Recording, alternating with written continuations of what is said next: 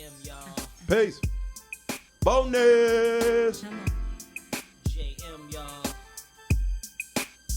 Come on. This is the Views from the 7 podcast. JM, y'all. Oh, so dead. Come on. I know a dude named Jimmy used to run up in me. Nighttime, pissy drunk off the Henny and Remy. I didn't mind it when he fucked me from behind. It felt fine, especially when he used to grind it. He was a trick when I sucked his dick. He used to pass me bricks, credit cards and shit. Suck him to sleep. I took the keys to the Jeep. Tell him I'll be back. Go fuck with some other cats. Flirting, getting numbers in the summer. Whole hop, raw top, and my man's dropped. And his homie Jimmy, he's screaming, gimme. Lay me on my back, busting nuts all in me. After 10 times we fucked, I think I bust twice. He was nice, kept my neck filled I with miss when ice. Lil' Kim used to really look like a woman. Kept me out nice.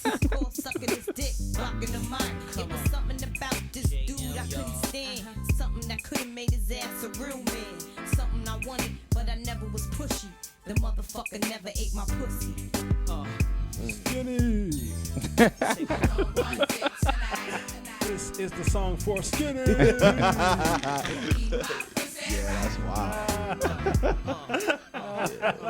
Little Kim, bring it to me. Yeah, man. Don't ever forget what Lil' Kim used to look like, man. Yeah, I didn't even know Skinny was fucking Lil' Kim, boy. That's my nigga right there. You feel me? Now she look like Buddha. Don't do that, man. Don't do that to kill, man. Bonus episode. This your guy Spence. I'm joined with my homeboy Skinny, Yeah. Ivan. What's good? And What's her name? what's up, fellas? How y'all feeling? Should be good.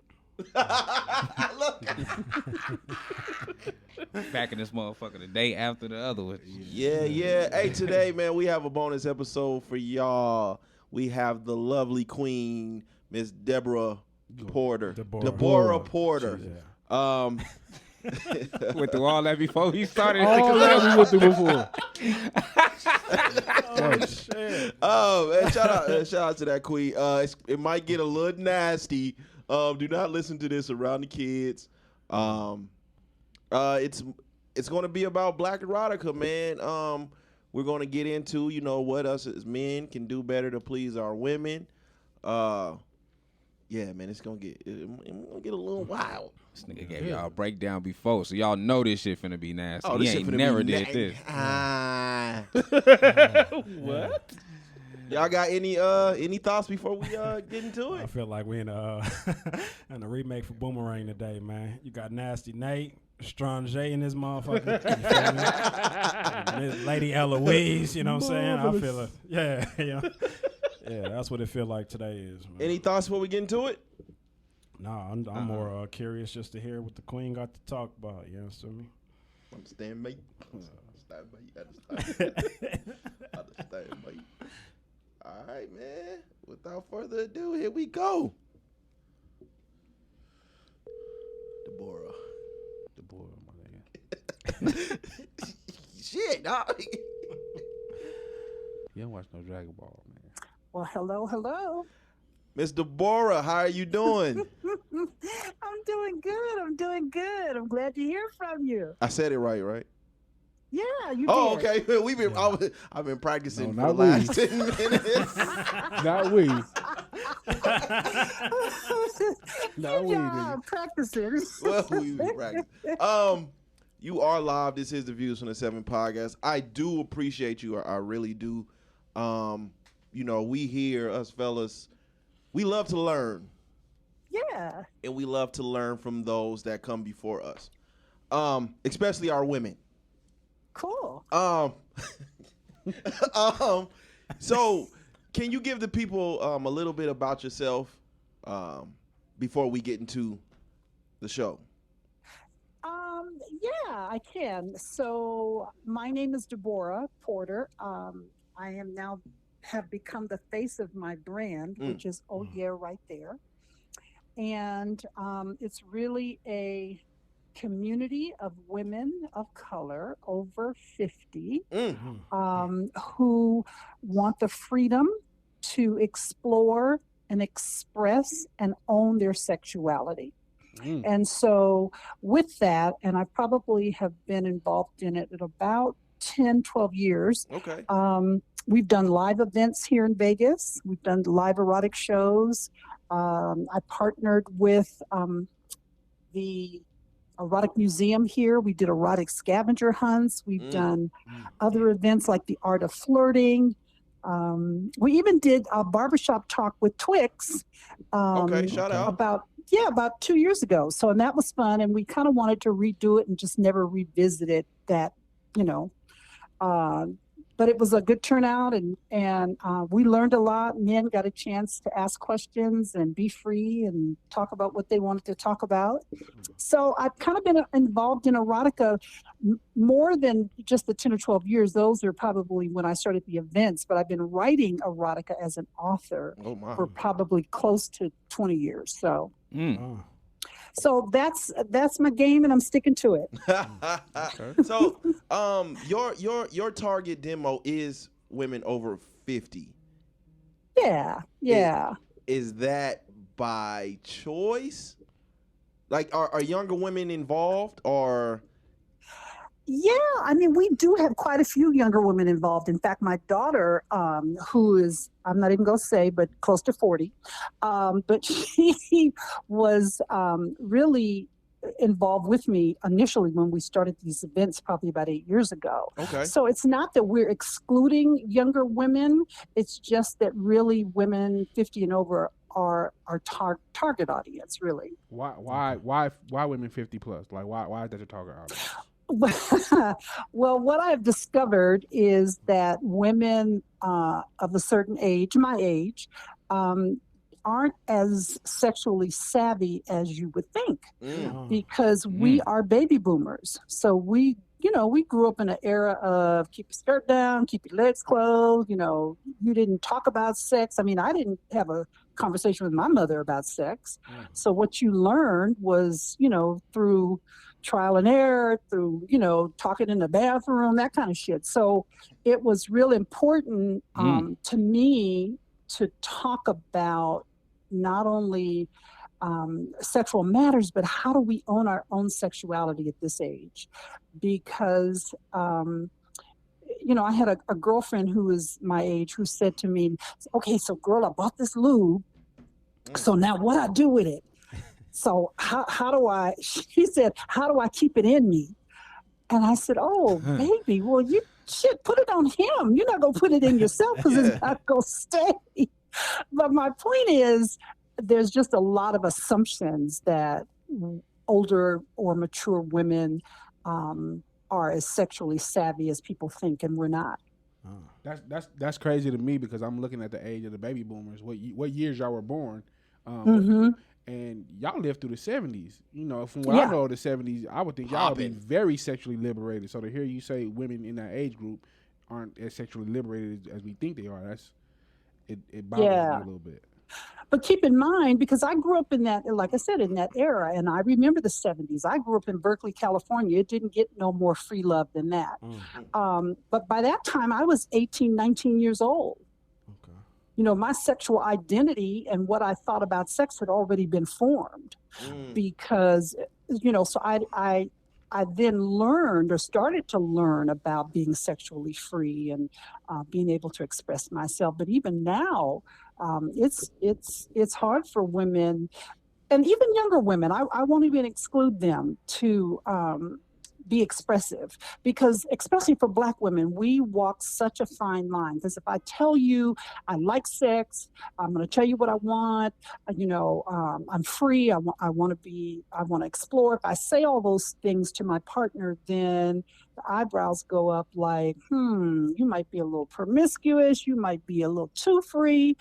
But if I don't, if I, lay there with my granny panties on and we don't have a discussion, and I tell you I'm married to Jesus, then, I'm repressed. So we walk this fine line of being able to be free without being judged. Do you feel like religion and the way we were brought up has a lot to do with that? Ooh, child, yes, honey. That has framed a whole lot of stuff about our sexuality and do's and don'ts. And Even today, you have women who are in the church, and God bless them. I was raised in the church, so no Likewise. shade. I grew up reading the Bible and, vacation Bible school. I did all of that. So I know that I can speak freely when I say you have today, sitting in churches today, Christian women who still struggle with being free in the bedroom with their husbands. Not just some random, I'm just some guy I'm dating and we hooked up, but I'm talking about this is the man you married to, that you say God has smiled on and blessed, and yet you still get to the bedroom and struggle. Right. That's crazy. All the girls I went to church to was freaks. They were all sexually liberated, if that's the term we're going to use today. The scriptures say I need that. Right? Yeah, absolutely. So you were talking about assumptions, and what we would assume women 50 plus are. I don't want to keep. What is the correct term? Is there a correct term? I don't want to keep saying 50 plus. Just say mature. Well, you know what? Mature women, yeah, any mature woman, because you can be a little around 40 and still be sexually mature, or a mature woman. Okay. Mm-hmm. We were talking about assumptions. What are other assumptions that we would think more mature women and men that maybe you've experienced?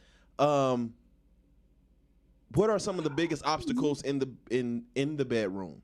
Yeah, the first thing that comes to mind is that there is an assumption that once you reach 45, 50 years old, that you're no longer interested in sex, period. I shock the hell out of my grandsons all the time because I sit down and talk to them about it. And they're looking at me one-eyed, and with the side eye, like, what do you know? Because there's an assumption that if you're a mature woman, then you're not interested, you're not having sex. Yeah. When we probably are the most free, because listen, I'm not worried about pregnancy. I'm not worried about any of those. God bless you. Yeah, I mean, those, I'm free because I don't have those hangups. Most mature women are not necessarily have this marriage focus. I don't have no biological clock ticking. I've been there, done that. I've had my kids. So it liberates you to just be free. Just be who you are. And my biggest thing is having women learn to ask for what they want. Yeah. Okay. So, coming from this is a strictly I want to learn. What are some things that you would demand in the bedroom at this point in time in your life? Oh Lord, I think the biggest thing is communication. Okay. And a man taking his time. Because here's the thing: you can't jump in the bed. Well, I have to speak for myself. You can't jump in the bed with me and bring all these trendy tricks to bed, because and use that to kind of hide your lack of skill. Wait. We need you to elaborate on that. Say that in English, please. You gotta elaborate that one. That shit kind of hurt. Hold on. You gotta elaborate on that. No, I'm just saying that, there are certain trends now. Everybody's licking ass, eating ass, everybody getting choked out. I mean, those are trendy things. And I don't want you to jump in the bed with me and bring that to the bedroom and use it to hide the fact that you really lack other sexual skills. You don't know how to seduce. You don't know anything about my body. You don't know the body parts. You've never asked me what I like. That lack of communication. So you hide behind these trendy little tricks because you just don't have no skills. Wait. Okay. So first of all, you over here. You over here hurt a Talk lot to of feelings right now. First of all, I just want you to know that. But here's the thing: a lot of women don't know the difference, particularly young sisters. Again, no shade. You're not as experienced, so you think because he's coming in, girl, he choked me out, and he turned me around and flipped me over, and I ate his ass and he ate mine, but And then what? And then what? Oh, that shit Then hurt, what? man. And then what? What's happening? What are we doing? Starting to get into this conversation. Okay, now. so do none of those things have any value to you in the bedroom? No, I think they do, and I think there's a place for them. I absolutely do, but particularly as a mature woman, I want to be seduced. Because here's the thing. This, if you take away nothing else from today, the object, the goal of us being together sexually Yes. is not the orgasm; it's the pleasure. So if my goal is to give you pleasure, and whatever that is, maybe you do like being choked out, maybe I like being choked out, whatever that does to bring you pleasure. If my goal is to bring you pleasure, then of course I'm going to have an orgasm, and you will too. Okay. Talk to him. So what? Yeah, so- does seducing, the art of seducing, does that even start in the bedroom, or does it start before you get to the God, bedroom? no. It's long before you get to the bedroom. Come on now. Yeah, you need to be. I think that it's a lost art. People don't take the time. That's why I Jab. said earlier, Jab. you know, a man to take his Uppercut. time. You know, you can't walk in the door from work. You and I both have worked all day, and we got kids running around. Now we got to eat dinner, and then expect me to fall into bed, and we just have this mad, passionate love, but we haven't connected through the day. You know, that, you know, for women, sex starts in our brains. That's where it begins. So if you can talk to me through the day, just reminding me how much you desire me, you know, how much you want to be with me, how much you can't wait, what you plan to do to me, that starts, you know, shit, that's over the cornflakes when you leave in the morning. That starts early. Over the cornflakes. I like that. See, a I'm lot of saying. that, I like a lot of that stuff, it seems like you do what we do as men, we do in the honeymoon phase. Yeah. But yeah. eventually, that stuff You with get time you get and complacent for sure. shit like that starts phasing out. Yeah. And I mean, here's the thing. It's not just on men. Women do it too. We stop, you know, we stop, oh, help us, Lord. We wrap our heads, we put on the granny panties, we put on the nightgown and the socks if it's cold, and then we wonder why when you get to the bed, you're not interested. So, you know, it works both ways, but we can't overlook the importance of that. Okay, this is kind of off topic, but I want to ask. I saw you have a platform called Cyber Right Sundays. What does it mean to be cyber right for you? And it's Sybarite. Okay, I apologize. No worries. Look, So- you got a lot of TI words on your platform.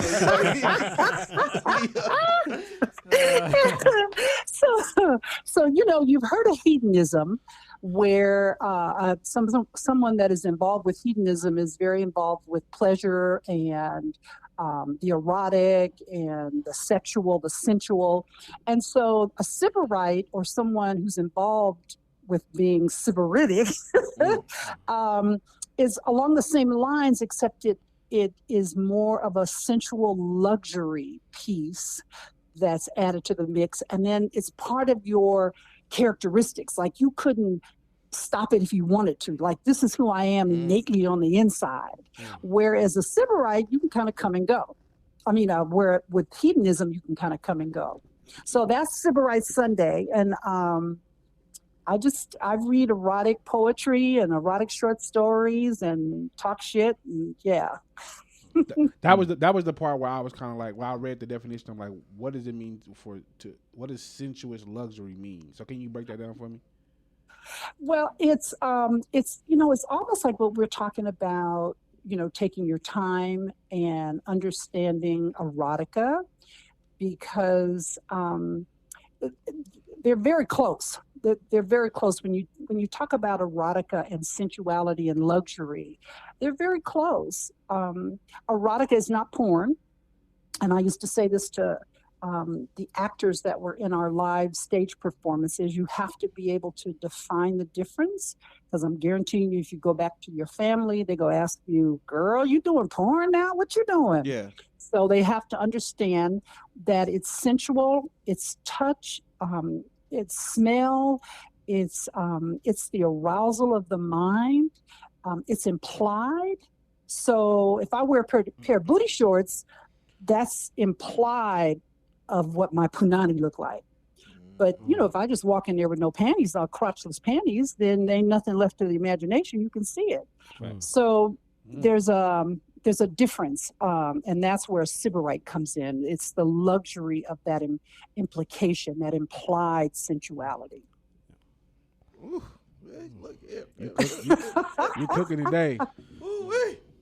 Okay, so is it safe to say that you don't want to have sex if there's no erotic buildup? Yes and no. Here's the thing. I think that there's a place for a quickie. Ain't nothing like morning sex, bad breath and all. There are times that if I want a guy to dominate, just walk in and this is what I need, and let's just do the damn shit right here on the counter, rake everything off. But that cannot be the norm consistently. Okay, so the norm has to be the erotic buildup, and then everything else is considered basically spontaneous acts to you. Okay. Yeah. And here's the thing: the erotic buildup doesn't have to be some long, drawn out. I talked about calling me during the day, but that doesn't have to be every day. Oh, yeah. HBO didn't do a good job of showing that younger. When I was a kid, trying to look at porn, I always seen the erotic movies, and they was just long, and I just always went to sleep before they got to anything. All right. Listen, and porn is fucking us up. And let me tell you, this is what I told my 8-year-old grandson. This is what I told my 8-year-old grandson, because he has now discovered porn. Oh, antennas up. Talk to us. So, and this is what I told him. I didn't want him to come away thinking that watching porn was this horrible thing and, oh my God, you're a bad person. But I did want him to understand this shit is not real. It's like watching the WWE wrestling match. This shit is not real. Great analogy. She's slandering everything today. You're not about to destroy my childhood all in one conversation, okay? She's slandering everything today. Goodness.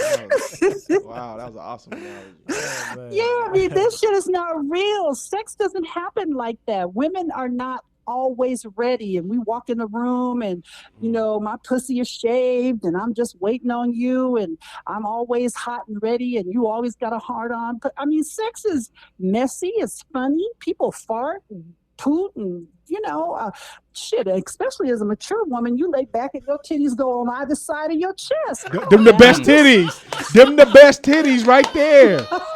If the titties don't fall in the armpit, I don't want it. Oh my goodness. That's what I'm saying. So that's real sex. You know what I'm saying? Grown-ups don't do that, and we don't look like that, and that's not the way it happens. So I want him to not ever go into a sexual relationship when he's ready thinking that this is how it's going to be. Yeah.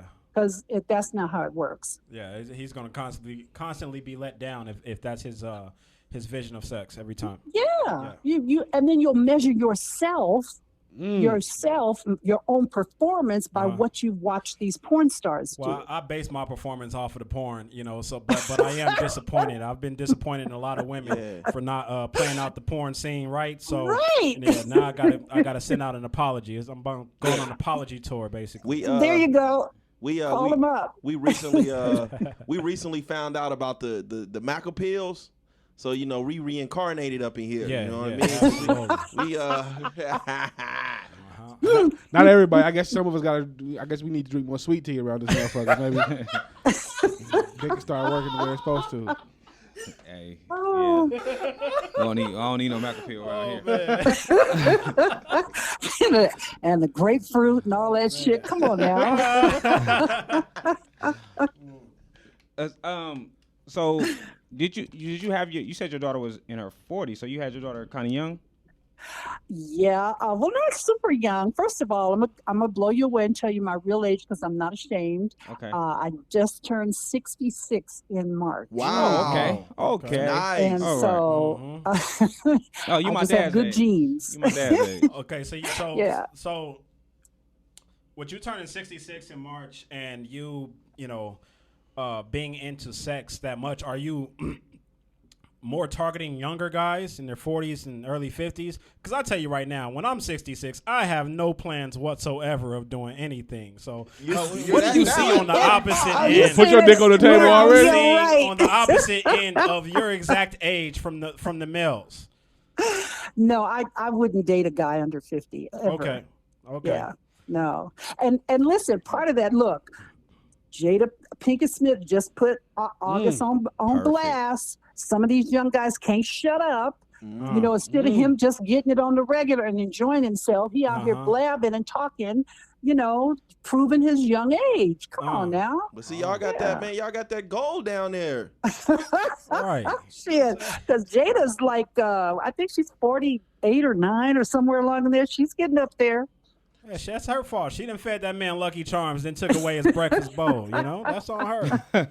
So you say you wouldn't date a man under 50, but would you have sex with one under 50? Probably not. Why? Why is that? It's just a maturity level. I don't even think a man matures until he's about 35 or 40 years old. Mm. And Well, that until still then, ain't he's still 50. tripping.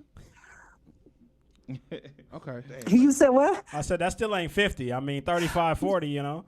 Yeah, and then what would we talk about? Because communication is key. What would we talk about afterwards? Well, I talk about basketball and you talk about Jada Smith. So, that would, you know, the that's it. latest Nike shoes, the latest Jordans all of is that. out. Yeah, absolutely. That's what's going to happen. Oh. Okay. I have a question. Yes. So you say you're 66. So Yes. I'm not going to assume, but I know most women at that age have gone through menopause. So how does a woman go through menopause and then be able to rediscover her sexuality?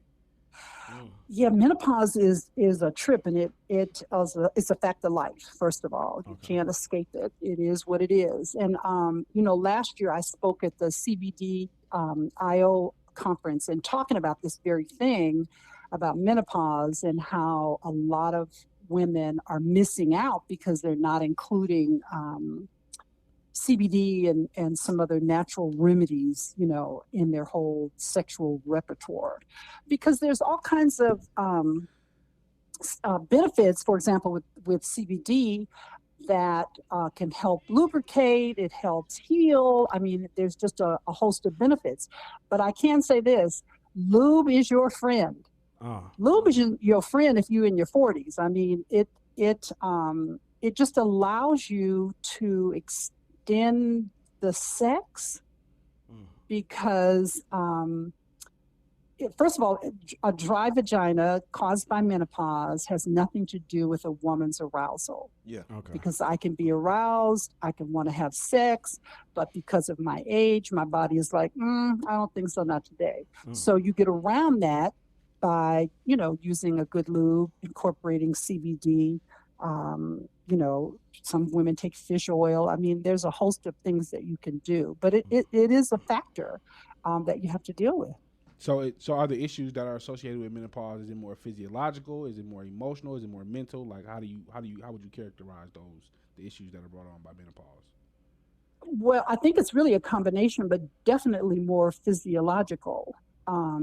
Because again, you know, you can be aroused mentally and want to have sex, and then physically your body will have a dry vagina for a while. I know that as you get older and menopause happens, you lose estrogen, which causes the vagina to kind of thin out. So some women, mature women, have pain with sex. So you have to kind of know your body and where you are. And here's the thing, and not be afraid to tell your partner, look, I'm going through menopause. We need lube. How do you feel about that? You know, all of that's, you can't just, that's the thing, people don't communicate. Shit, we can talk about everything but sex. You know, we don't want to sit down outside the bedroom. Don't wait till you get under the sheets to talk about what pleases us.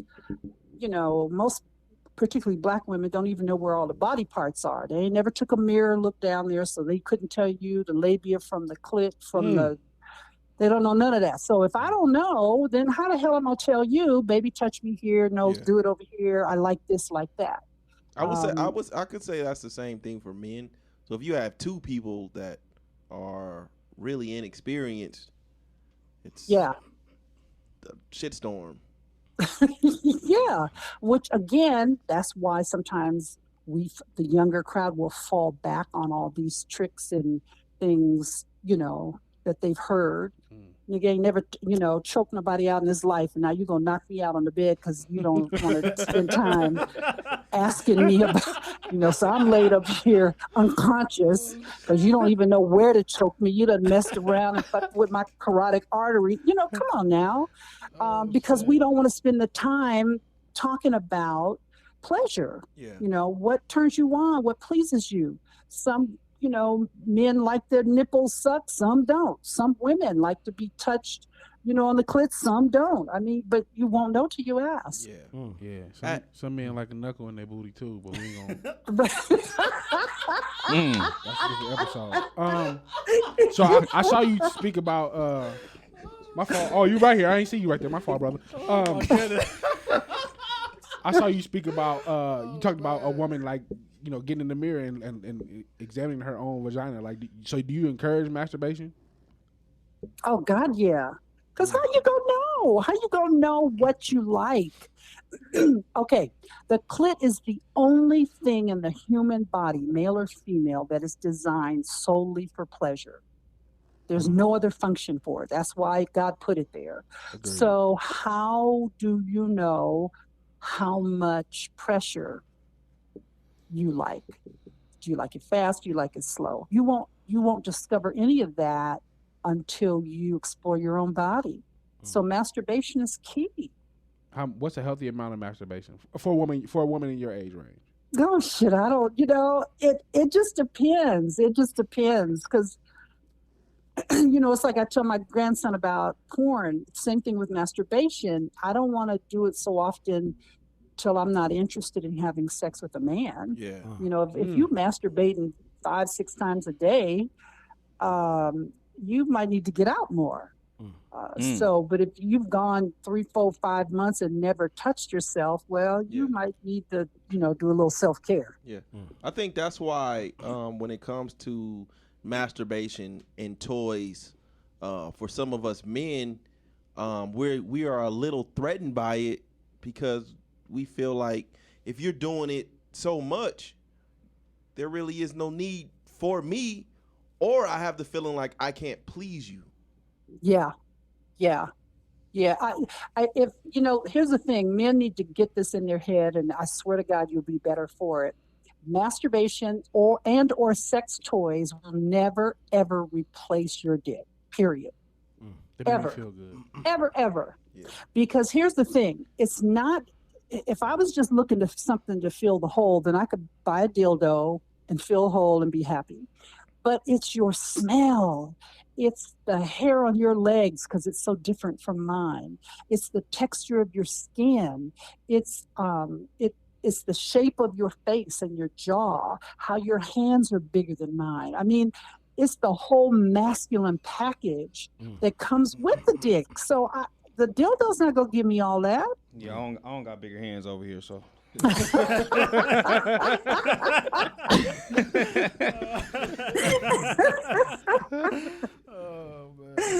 Yeah, and you missed out. Let me tell you, the best sex I've ever had is when I took a guy with me to the toy store and we picked out something and went home and tried it. Yeah. So you've been writing erotica for 20 years. When do you feel you got sexually liberated? When do you feel it was? After my divorce. After my divorce, So I felt. So you went through a whole marriage without feeling liberated? Yeah, absolutely. But we were super young. I turned 21 in March. We got married in April. So I had just turned 21. He was only 22. So we were young and silly. I knew nothing about sexuality in the sense of exploring, being free, for my husband and I to talk about what we liked and be adventurous. I didn't know anything about that. So we had sex and we enjoyed it, but it was pretty routine. Yeah, that sucks. So, so Routine when sex you over here. when you think of the, I guess I would say the younger kids, because I hear a lot of women say that, like, they're in a relationship but they not getting like the full experience until after, or you're cheating to get what experience you want. What do you think? What advice can you give to the younger women? I know you focus on the older women, but what can you give the younger women that's probably listening to say, like, that are in marriages or relationships? Yeah, if you're in a marriage and so we into each other, we decide we go do it. We go tie the knot and get together. We go build a life together. Not once did I ask you about sexual preference. We go talk about finances, how you raise the kids, you want to go to church, how much money you make, where you bank at. We done asked all these questions, but we never talked about sex.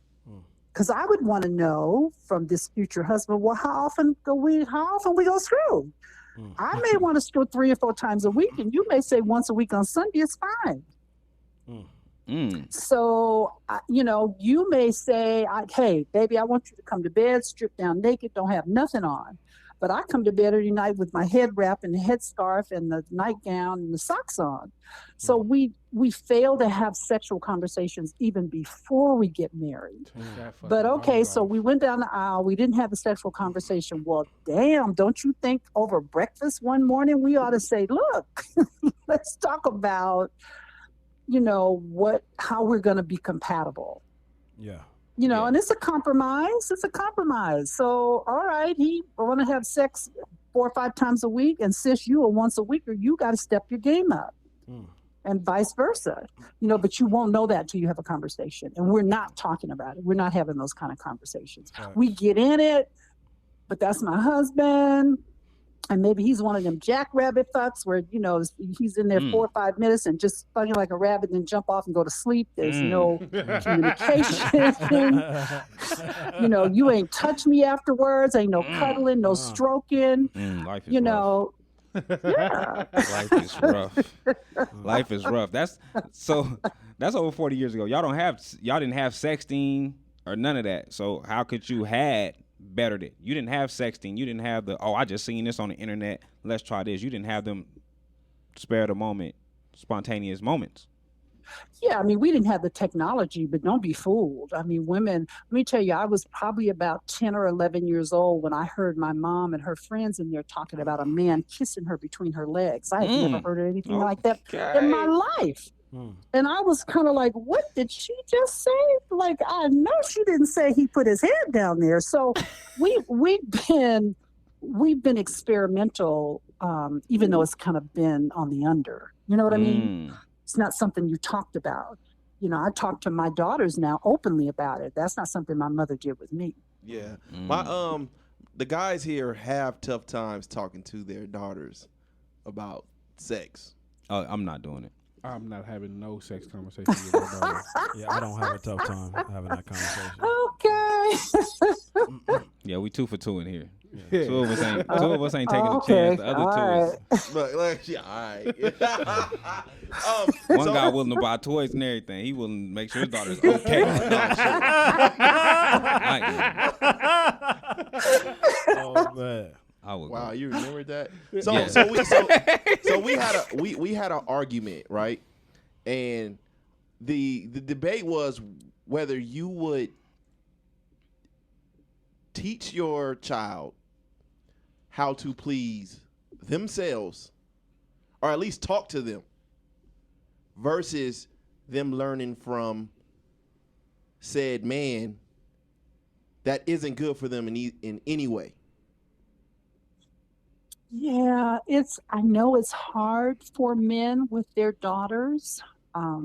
my ex-husband didn't believe my college-age daughter was having sex away from home in college.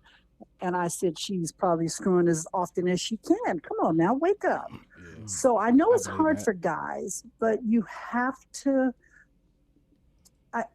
I think it's a conversation depending on your child, how old they are, how mature they are, how well they can handle talking to you about sex. Because you, as a parent, you want your kids to be able to talk to you about anything, and that includes sex.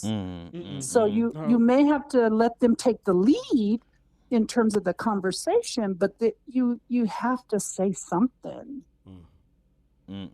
Yeah, I would never initiate that conversation. If it came to me, I wouldn't run from it. Not with my daughters. My son, I would have that conversation with him, but like my daughters. Well, and if they get dating age, then you absolutely have to have the conversation. By the time they're 16, 17, or whatever dating age is in your house, you have to talk about almost kind of what to expect. Or really, like my ex, and I'll give him, hats off credit for this. He stepped up and told, my daughters what to look out for. Yeah. Well, you got to give her a heads up. Yeah. I don't have a dating age in my house. Like no, you can't date here. You can't date here. He said you can't date. Yeah, I would. I think as a father, I would much rather my daughters hear it from me than learn it from someone else, and then they become stuck. Yeah. And then the shit turns into a shitstorm. It's all toxic, and then now because my daughter is deep in her feelings, dad can't do anything now. Yeah. Or she'll rebel from me. Exactly. And she needs to know, first of all, that it is natural and normal for her to have this sexual desire. You can't come down on her like, what are you doing? Close your legs. You shouldn't. Of course, it's natural. And the fact that this guy may try to talk her into something she's not ready for, that alone to tell her she controls this. You control this. You're in control of your own body. So don't do nothing you're not ready for. Don't let nobody push you into sex or sexual acts or even oral sex. Because, that's a big thing where I'm still a virgin, but I'm sucking dick 24/7. Come on now. Jesus Christ. Oh my God. Girls do it all the time. But they do it all the time. So because, my ex would tell my daughters, no, this nigga ain't gonna die if he don't have sex. But you don't believe that shit? Come on. But that's what they're told. And if dad doesn't step up to refute that, then what? If in the course of this conversation, if I'm encouraging her to be a lesbian because I don't want her to be involved with no penis on any level at any time, is that okay too? Talk to me. Talk to me. I mean, her sexuality is up to her, but talk to me. That's totally up to her. And I don't have no problem with girls that like girls. Hey, if that's what floats your boat, that's great. But you still need to have the conversation. Am I allowed to encourage her that way? Because I think two of us would prefer if our daughters never had penis experiences ever in their life. No, because you can't avoid it. You can't avoid it. Look, sex is as natural as breathing, eating, sleeping, sex. Oh my God. It's a natural function. Every time you take me high, you take me low. Spence always find a way to make the show uncomfortable for a nigga. You say something that make me smile, and you say something that break my heart. Every time since you been on the phone. That's crazy. Oh shoot. So what? As somebody who's had this sexual journey, what is something what is some advice you would give to yourself in your 20s, maybe, to say this is what I've learned. This will make your life better, sexually? I would say for women and even men, own your own sexuality. Don't just like we were talking about with daughters, don't be afraid to say no, and don't be afraid to say yes. It's such a double standard, because if your son is 17 and he's out hitting it with all the cheerleaders, and you slap him on the back, that's my dude, that's my boy. But if your daughter is on the cheerleading squad and fucking all the football players, that's another story. Absolutely. Absolutely.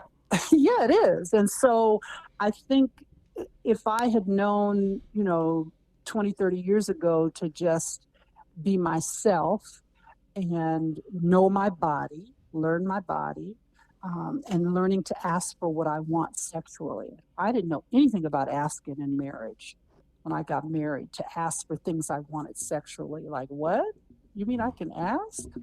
Yeah. So do you feel like your books was kind of you exploring your fantasies? Somebody else asked me that, and yes and no. I mean, I obviously write and I have characters in my book, and I explore their sexuality and the things that they do. But a lot of things that I write about, my erotica, are not things that I necessarily say, "Ooh, I want to do this" or "I want to try this." It just, I do. For example, I have written customized stories for people, and I had a lesbian couple ask me to write a customized story for them. Well, I've never been involved in a lesbian relationship. I've never had sex with a woman like that, so it wasn't from personal experience, but I was able to write for them. Okay, at your maturity level, do you feel like there's still things that you haven't experienced that you'd like to? Yes, hell yes. Yes. Okay. Do tell. That struck a nerve. No, there's a sister here in Vegas, and she and her husband do sex parties. And they're kind of swinger-ish. I'm not into the lifestyle, but I am sexually curious. So I have gone to her parties and really enjoyed myself, but not really partaken in the sex that was going on at the party. Yeah. So that may be a bucket list. I don't know. So We'll see. so how does one go to a sex party without involving themselves, but still You quote can unquote just watch. enjoying yourself? You can just watch. I've never been to one. You just watch, and I had a polyamorous couple come over, and the husband sat down next to me, and the wife was around the room, but he sat there literally rubbing my feet and legs and talking to me. And it was the most sensual thing that I've ever had happen. And he wasn't aggressive, but just talking to him, and I was able to ask a lot of questions because I didn't really know any people that were polyamorous personally. So I was able to ask, well, how do you handle it when your wife does this and that? And are you guys ever jealous? And, so I was able, and we sat there probably, an hour, just him rubbing on me and me talking and asking questions. And how turned on were you during this time? Extremely turned on. And I probably would have had sex with him and the wife had I not been drinking so much. All right. Yeah. Okay. I thought that was the opposite. I was supposed to have the opposite effect, like the drinking. Are you able to point out the inexperience in men at this point in time in your life?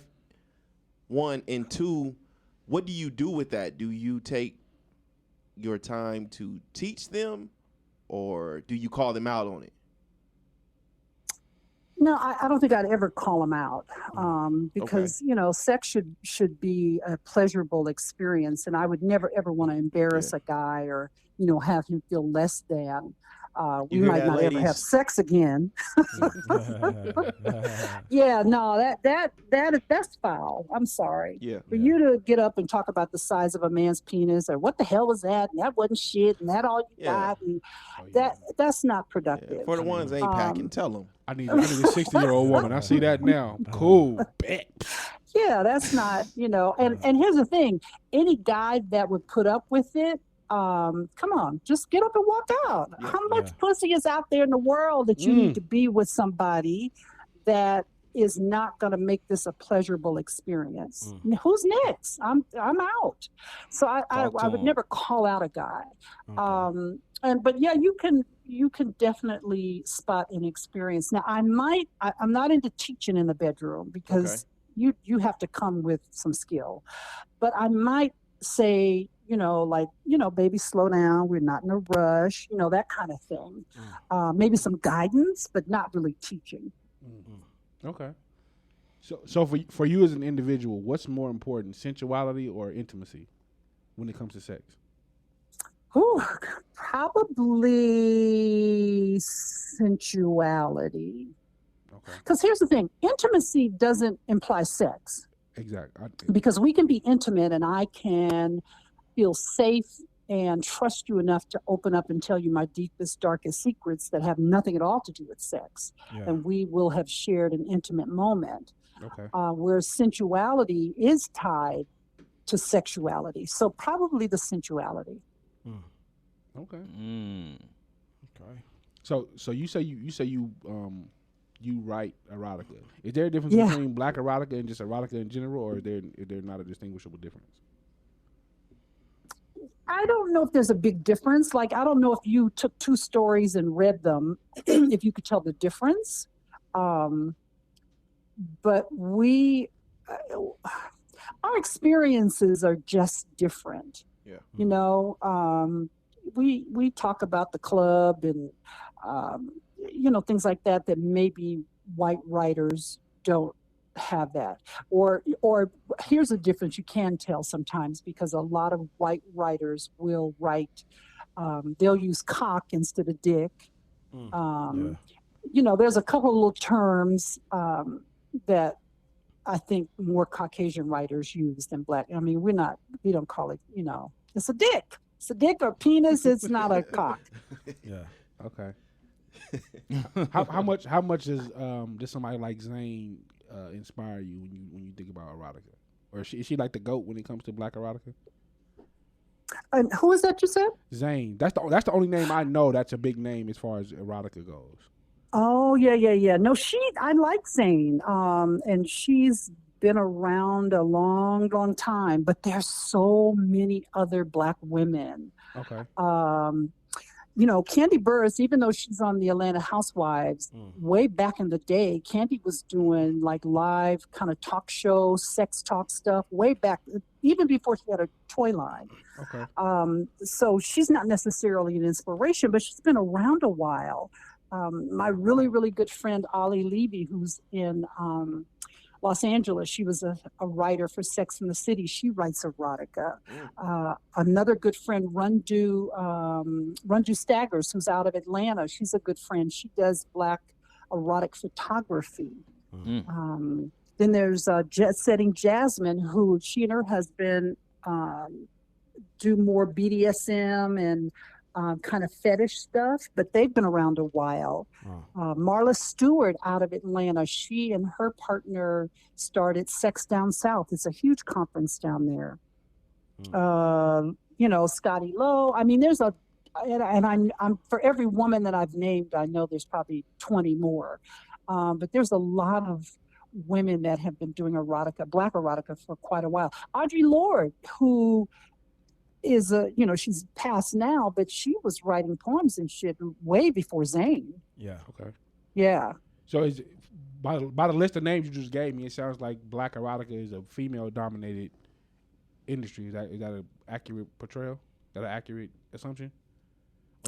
Yeah, I think there's probably more black women than black men. And I have been lately on my Civil Rights Sundays reading stories and stuff out of a book by this brother out of Chicago. His name is Tim Ellerby. And I love him because he's one of the few black men that I know that write erotica well.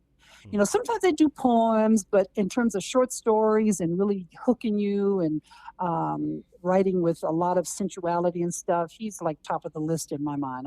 I love his stuff. So, but mainly it's a lot of women. Do you think it's because men aren't as sensual as women that they can't connect to those? They can't write those kind of stories from a believable place? Yeah, well, here's the thing. I don't think that black men necessarily struggle with sensuality, but there's an art to writing erotica. Like I said, a lot of black men can do erotic poems. They can write, erotic poetry, but when it comes to short stories, because with a short story, you literally are telling a story. And so sometimes that is a reach for some of, I won't say all, but some of the Black authors to be able to tell that story and make it sound plausible. You know, like I write erotic scripts for the live performances that we do. And it's hard to, you know, you're writing ooh, ooh, ooh, and ooh, baby, ooh, and, you know, it sounds really dumb. Right. It does. You know, like, what the fuck are you saying? But so it is hard. It is hard to make simple words sometimes sound erotic.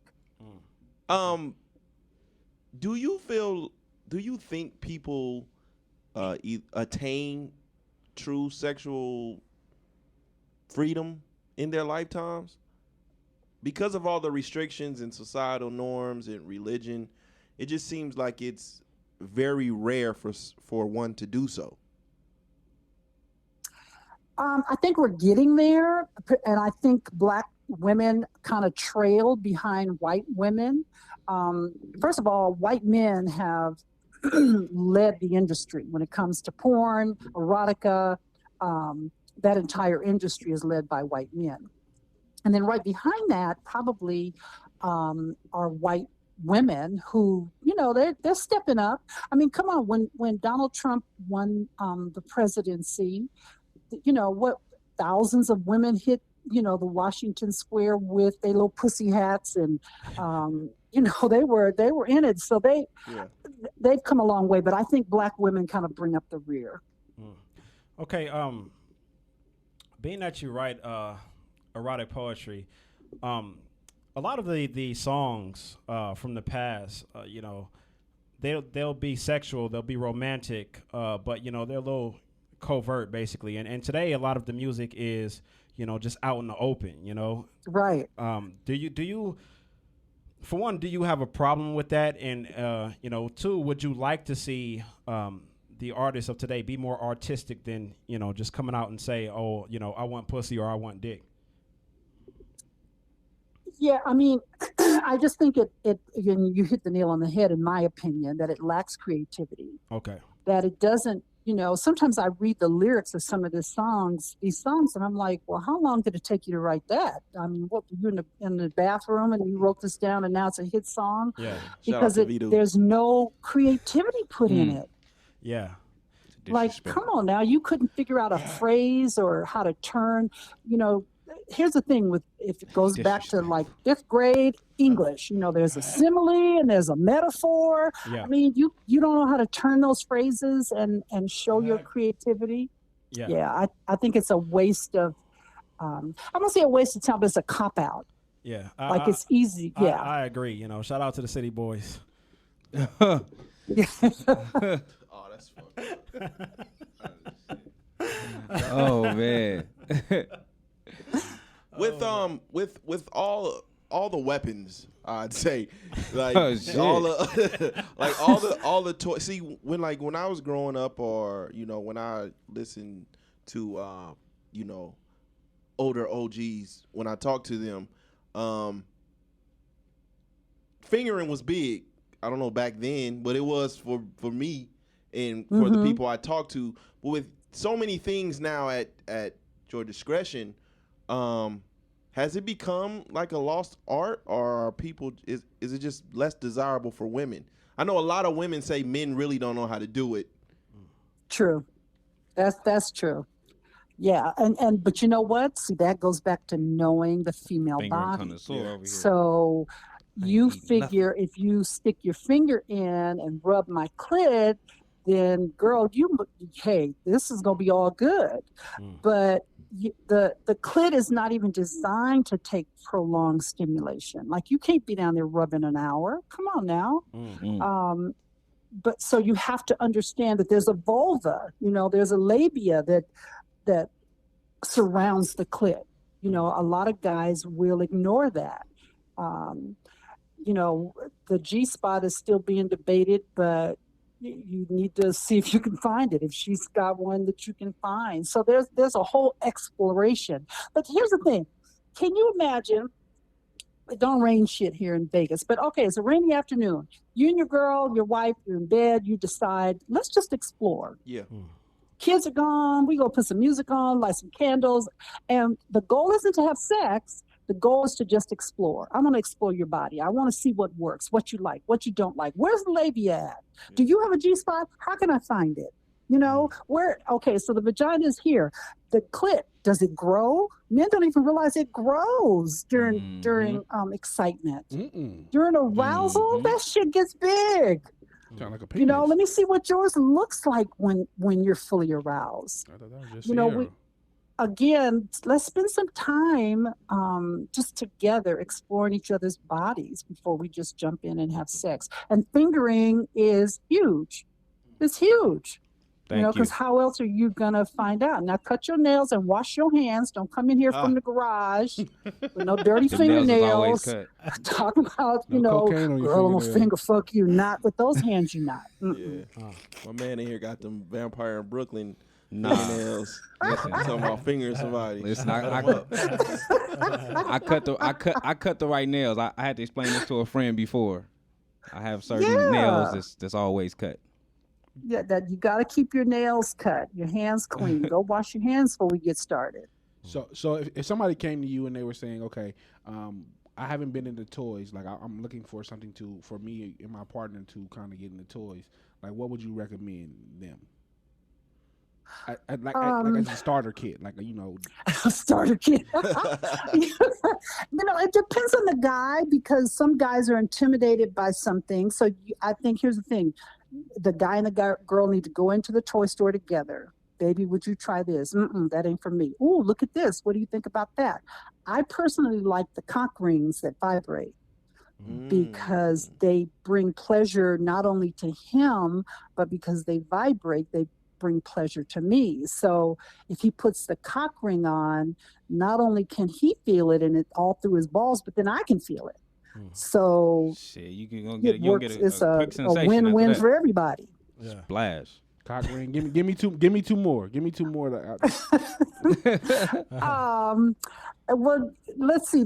Obviously there's the rabbit. Now this is mainly for women, but Okay. I think there's quite a few bullets, rabbits, and well, you don't want to do a dildo, but there's a couple of bullets and rabbits that operate remotely. Okay. So put some batteries in that shit and go to dinner and put it in and have a good time. Shit. Wait, before you give me number 3, would you prefer a rabbit or would you prefer the wand? Probably the one. Okay. Yeah. Okay. Yeah. So yeah, those remote control ones work really, really well. And I mean, that keeps things interesting. Okay. Give me a third one. Oh, good one. Let's see. Besides the bullet and the cock ring, the wand.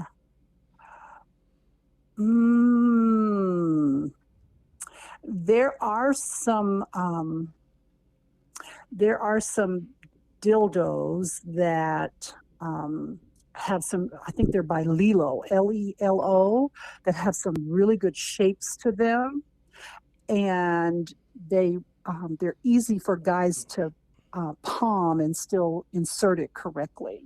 Can you? So Yeah, because you're going too fast. What am I? If I'm the male, what am I supposed to do with this dildo with my woman? Double penetration, baby. yeah, penetration. I'm not into anal like that, but people enjoy butt plugs. So you got to check with your partner and see what they're going to be comfortable with. But Lelo puts out some really good products that are easy and they're not, to me, as intimidating. Because sometimes you go in the sex store and you see these, 15-inch dildo, like, Yeah. come on now, really? Yeah. We're right But- past that aisle. Yeah, you've got to ask, what's going to work and practice. Some things work, some things don't. But I like the Lelo products, definitely for penetration. Here's the thing. Have your girl, you guys go to the toy store, you bought this Lelo dildo, it's shaped, it's colorful, so it's not as intimidating. And then maybe she'll have you just sit in a chair, can't touch her, can't rub on her, and you have to watch her masturbate with this. That shit dope. So that's a way to get it started. And then you'll realize that the dildo is never, ever going to replace you. Yeah, it's just an enhancement. Okay. I like it. Yeah, you know, and even if you don't get into the toys, reverse roles, have her watch you masturbate. Oh. Oh. Somebody said, Yeah, you touched a slight nerve there. I don't know. Okay. I don't know how the rest of the panel feel about that one, but yeah, I mean, I've had a girlfriend take her laptop and put it behind her so that she could see what it looked like from the behind, because as women we don't get to see a lot of penetration. Like if you're hitting it from the back, then you can see the penetration, but we can't. Yeah. So, you know, do some things with your phone and your laptop that you know, you're not gonna publish obviously, but you guys can enjoy watching. She FaceTimed herself. Yeah, just be careful with Facebook and FaceTime shit, because you don't know who's watching and who owns it. I don't trust nothing on Facebook. What's your ultimate sexual fantasy? Oh, my ultimate sexual fantasy is let's see. I think public sex. Yeah.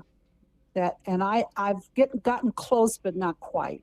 I actually I almost married this guy, but we went off to New Orleans together, and I love role play, and so I put on this lingerie and a little coat, and I met him at the bar, and we kind of act like we didn't know each other, and yeah. So I think public sex is probably the closest fantasy. Okay. So would you ever? I know you spoke about going to a swinger party. Would you ever go to like a sex club, like a Green Door or Red Rooster, and indulging? You know, I've been. Some of those places are pretty seedy. Yeah, you just, I don't know. I prefer, seedy, like I mentioned my girlfriend. Yeah, they're kind of seedy because you get a bunch of white boys just sitting there jacking off, watching. I mean, on. Tell us about it, because we have a man that really loves that place. Yeah, I love it. It's not, and there are others that are more white private. Man masturbate. Yeah, it's not just white men that masturbate. Yeah, there's quite a few. In fact, there's one on Eastern and right off Eastern and like Pecos or something. I can't remember the name of it, but I really liked them because they had a bunch of private rooms and people weren't quite. You know, you could close the door and do your thing. So I like them. And then there's there's one more. Oh, and there's a brother that owns one. Believe it or not. Now, can we go back to the one on Eastern and Pecos, because that's right around the corner from me? Can we Eastern and Pecos is the same way. They run Pelo. Yeah, I'm trying to figure out where we was at, because both of them streets sound familiar.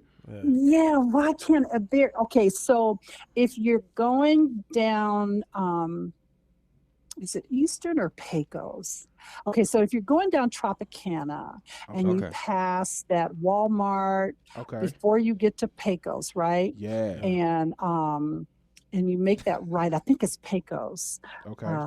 And there's a big white house on the left-hand side. Damn, why can't I remember the name of it? Ain't that the Red Rooster? Kind of like McLeod. No. Is it McLeod? No, that's Reno. It's Reno? Yeah, Reno no, this is oh, yeah, you're right. That might be the Power Exchange. Sound like. I gotta remember. Yeah. I'm almost certain it's. You know what? I'll text it to you. Yes, please. Because yeah. Look at him. I'll Yeah, text it to you. my man indulges and all that.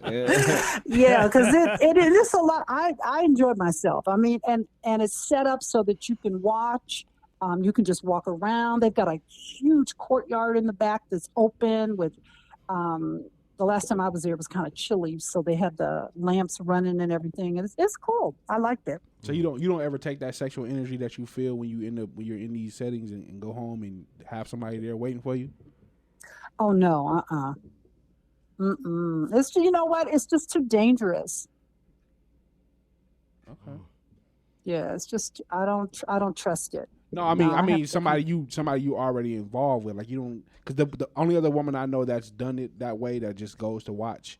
She's married, so she would say she would go watch, and then she would take that energy home to her husband. Oh yeah. I see what you're saying. Yes. Oh yeah, absolutely. Yeah. And take your wife. You guys go separately. Go I mean, when I say separately. separate, no. Here's the thing: when I say separately, go in as though you are not together as a couple. Oh, pay that So extra she fee. might feel, she might feel, she would feel safe because her husband is there. Yeah. Wow. Nah, if I pay that whatever I'm paying, I'm going to participate. Only thing I pay to just sit there and watch is the movies. If it's some, that's me though. Don't let me stop. During these times, I would call these real tense times, especially for relationships. With the lockdown and the way things are headed, we're going back to another lockdown. Yeah. How can men in particular, because a lot of people are now working and, the household being tense, how can us as men be more intimate and pleasing during these times? Yeah, this is it is tough. It is tough. And it's interesting you should say that because I spent the entire month of June just kind of really focusing on Black men because it's such a troubling time, and the stresses of what's going on carried by Black men is just astronomical right now. So I think you got to be creative. I think you have to be open to doing things differently. Maybe you guys always, turn the lights out and have, sex on the bed. Well, do something different, especially if your kids are out of the house. Try to be creative, try to do it in a different room, do it, have more phone sex, do more sexting. Kitchen, Again, outside, remember balcony. that foreplay for women starts in our head. Shower together, take a bath together, read erotica. That's another thing. Read erotica to your wife. Come in or here's my thing: run a bath water and meet her at the door, and say just get in the bathtub. No talking, no discussion. Just get in the bathtub and read to her. Now this might fuck up some that's illiterate. What I if know. you're a bad reader? Yeah.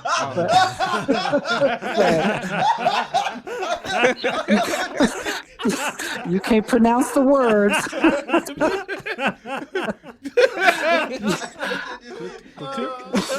Clitorius? Who the hell is Clitorius? I'll get it. Yeah, no, seriously, because here's the thing: you don't want to embarrass yourself. Who the hell is Clitorius? That's the first time I seen this nigga in the whole book. But that's a real thing, Oh shit! Gotta put your finger on the hole. What's this word, baby? What about because we are in our mid-30s, right? So we sexually we're nowhere near mature. I feel like Shit. I'm near. Nah, I'm almost 40. I'm just beginning, baby. Oh, that's you, nigga. Do you have any tips and instructions for us men to please our women better? It's really a continuation of what we were just talking about being creative. But I would say first and foremost, be yourself. There's nothing worse than a man coming to the bedroom trying to be a porn star, trying to be somebody he's not, doing shit you ain't comfortable with, and it shows because you don't even know how to do it. So I think it goes like this: be yourself and be confident if you don't know the one stroke, one move, then be confident in that. And I think pleasing a woman also begins with making her feel comfortable. I also have a girlfriend who's in her 60s like me, and her guy acts like her body is banging like Jada Pinkett. He treats her like she's not going through menopause, and that her breasts are not sagging, and that she doesn't have a little belt. He treats her like she looks like a porn star. Yeah. And that will boost her confidence. So regardless of what your woman's body looks like, take time to appreciate it, so that she'll feel comfortable. Because here's the thing, if you think I look sexy, then, oh shit, well, maybe I am sexy. Okay. Then I'll come out more. But if you looking at me like, damn, when you going to the gym, if you gonna let that hang out like that, then it makes me self-conscious. So it's very important for a woman's morale to feel sexy all the time. Yeah, and here's the thing: we're not walking around 24/7 saying, I'm sexy. But when it comes to the bedroom, I need you to appreciate me just the way I am. Even if I do need to lose 20 pounds and go to the gym, or I just had a baby, or, I need you to just accept me in the bedroom. Now if we have a conversation later on about, look, babe, we go get in the gym together, we go lose some weight, or, that's fine. But don't bring that up, when we're trying to have sex. Yeah. Okay. So as far as us today, we got an education, on this, and our audience gets this education, but your experience is pretty much women 50 plus. Where does a guy go?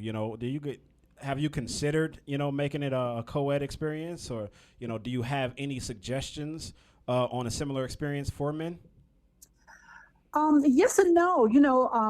As I said way at the top of the show, that I did some stuff with Twix and Just Flow, and we did the barbershop talk. And I think maybe we need to come back to that, because it's an opportunity that I think guys miss. Women get together. Look, we can go to a club and be in the bathroom, and I done told you all my secrets and what my man do and what I do, and then I'll walk out and say, girl, what's your name? I don't even have to know you to have those kind of conversations. Yeah. But men, I think, don't open up enough. Yeah. And so this definitely on my bucket list to maybe work with Twix or some others to do what we'd done a couple of years ago and bring those back, because it was beneficial. Yeah, include us in that. We would love to make that happen. Yeah, we definitely want to be part of that. Yeah. If this virus ever lets us come out of lockdown. Are there some things you discovered in your journey that are like natural aphrodisiacs that a person might not have thought about? I don't know about natural aphrodisiacs. There's a list of foods and stuff you can eat and try, but I don't think there's anything better than a nice glass of wine or a shot of tequila or some baby oil. There's or some baby oil. There's so many ways to get started. Okay. Yeah, so many ways to get started. I heard you earlier say you're not into like anal play, so you don't like the thumb in your butt. That's not you. Here's the thing. I like anal. I don't mind the thumb in my butt. I'm not into butt plugs necessarily. But I don't have a problem with it. I know some men do, though. Some men have a problem with the anal, is what you're saying? Well, no. Okay, so for example, if you having sex and your woman, rims your ass or puts her thumb in your ass, I know a lot of guys can't handle that. Yeah. No. Yep. I'm here. Yeah. I think we all on that up. Oh, we got a brother in here. He's going. Well, he's getting there. He's getting there. One of us is being conditioned for the whole thumb. Yeah, he's getting there. I'm not gonna say who. Nah, man. Hey, man, look, man. By time he's 40, like that. by time he's 40, our show is going to take a drastic change. He's being conditioned. He don't know it, but he's being conditioned for the whole thumb. Thumb is way too big. I can't take pipe like that. Before we get out of here, We really, really, really do appreciate you. You have no idea. Would you mind reading us one of your favorite poems, erotic poems? Ooh. Okay, so I just discovered this sister. She's actually from South Africa. And I love her writing. And I think part of the reason why is because we don't even think about the erotic when it comes to talking about the motherland or people there. Yeah. But I love her stuff, and I'm not gonna. I screw up her name every time, but it's Novolisi. So, yeah, her first name is Nomxolisi, and she's got a book called Soul Vagina. Soul Vagina. Soul Vagina. This about Erykah Badu? Yeah, I would do it. Right. That's the one. That's the one with the afro. But yeah, so she's got a short poem, and I'll read it. It's called "Just Please." Okay. So it says, "Ease that thing into the scheme of things. By things, I mean me. Ease that beast into me. And if I scream, don't you dare cease. Wait till my slit melts into seas. It wasn't the glory of its dark hardness, suction tight by the tight pussy highness.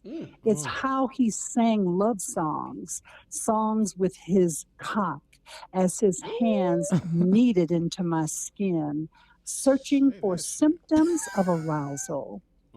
And how he spills secrets with his black flexing complex digmatizing injections. My body was split into sections of exploration, to be bruised by affections, skin wet from sweat and tongues surging. And he covered all ground. He even came around. He touched down, 2, 3, 4 times.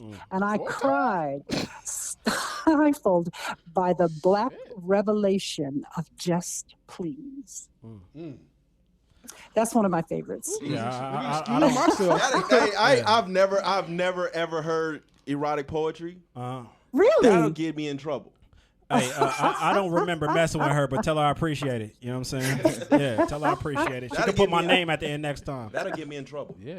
See, that's enough. See, now, you tell me if Have you read your wife Erotica didn't book, call you. She gonna call you on the phone and read you that shit and say, "Baby, what time you coming home?" Now. Hey, you need to do. I suggest you do that in audio format. You got you some. Yeah. Sounds good. I may just have to call you on it. I'm telling you. Yeah. Fellas, anything? Oh no, that's it. We thank you. For all of our listeners, where can they find you? Oh yeah. I'm at ohyearighththere.com. So it's OHYEARIGHTTHERE.com. And same thing on Instagram and Facebook. But that's the website. Look me up. Join me on Civil Rights Sunday. Listen, I had a blast. You guys don't know. I had such a ball because I like talking about all of this shit all the time. You'll be hearing from us again. Trust me. I love it. I love it. I really, really appreciate the invitation. All right. Thank you so much. All right. You guys stay safe. Appreciate you. Bye. Oh, man, that was, Man, that is she was cooking. gold. She was cooking. Man, 66. Absolutely. Yeah, I don't know, man. Like I ain't never been turned on. When I'm 66, I ain't doing none of that.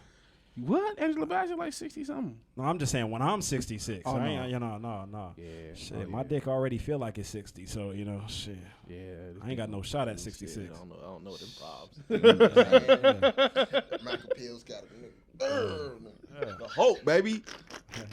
Don't like it what America. All right, fellas. Y'all got anything before we get up out of here? Nah, man, that was a dope ass. Man, shout out to that sister, man. Any sisters, anybody else that got poetry like that about me, you know what I'm saying? Just let me know next time.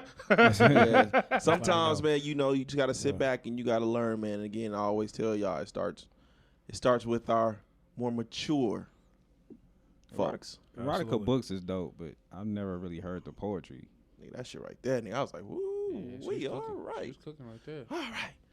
All right. As always, you can follow us on Twitter at Views from the 7, on Instagram at Views from the _7, and on Facebook at Views from the 7. Fellas, where can they find y'all at? Twitter and Instagram, YUNG_Al_Bundy. You can find me on Instagram at SkinnyJunior777. Occasionally Mondays, but every Thursday. All right, y'all. Peace. Peace. Whoa. We gotta let this rock for a minute. Splash. I forgot the words. I had all the words in my head. Oh, y'all.